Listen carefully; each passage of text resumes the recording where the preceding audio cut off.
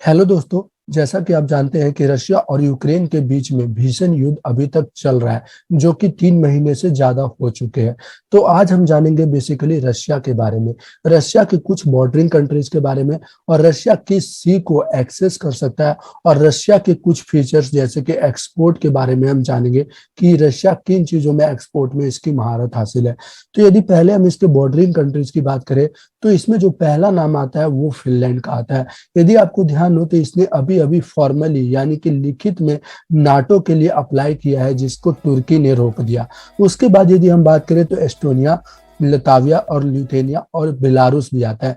ये जो बेलारूस है ये भी रशिया का खुल के साथ दे रहा है। और उसके बाद आता है यूक्रेन। जैसा कि आप जानते हैं यूक्रेन के साथ अभी इसका भीषण युद्ध चल रहा है। उसके अलावा कजाकिस्तान, ध्यान रहे कि कजाकिस्तान एक ये सेंट्रल एशिया में आता है। ये कजाकिस्तान एक सेंट्रल एशिया कंट्रीज है।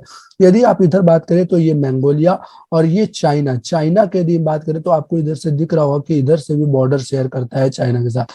और चाइना और रशिया का भी बॉर्डर डिस्प्यूट रहा था, लेकिन इन लोगों ने बातचीत के थ्रू, और बीच में थोड़े से युद्ध भी हुए थे, उनके थ्रू इन्होंने रिजॉल्व कर लिया। और यहाँ पर है जो जापान, इनके साथ भी बॉर्डर टच होता है।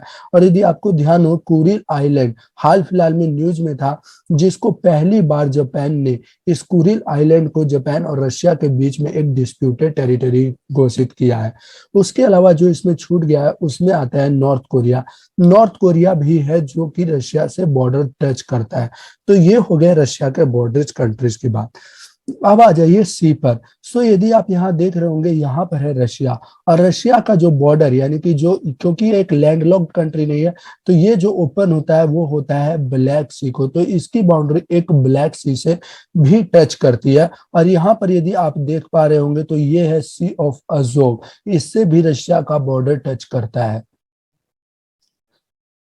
उसके अलावा यदि हम बात करें तो ये वाला जो हिस्सा है, इसको यदि आप देखें तो ये है कैस्पियन सी। और इससे भी रशिया का बॉर्डर जो है वो टच करता है, यानी कि रशिया ओपन है कैस्पियन सी को भी। तो यहाँ पर आप ध्यान रखेंगे कि एक हो गया ब्लैक सी जिसको रशिया ओपन है, और उसके अलावा है कैस्पियन सी। तो इस बात का भी आप ध्यान रखेंगे।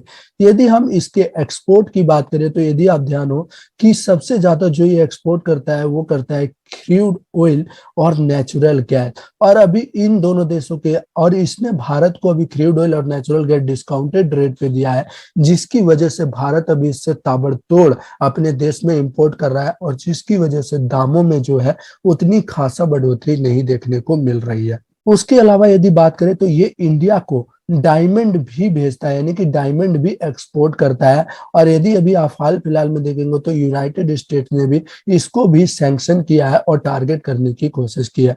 उसके अलावा जो रशिया है बहुत सारा फर्टिलाइजर दूसरे देशों में भेजता है, यदि आपको ध्यान हो तो। और ये जो है वीट का सबसे बड़ा एक्सपोर्टर है पूरे विश्व में, यदि आप ध्यान हो। यूक्रेन और रशिया मिलके लगभग लगभग आई थिंक 28% वीट एक्सपोर्ट करते हैं। और ये दोनों देश इन्वॉल्व हैं, जिसमें कई देशों में भूखमरी जैसे हालात पैदा हो गए हैं।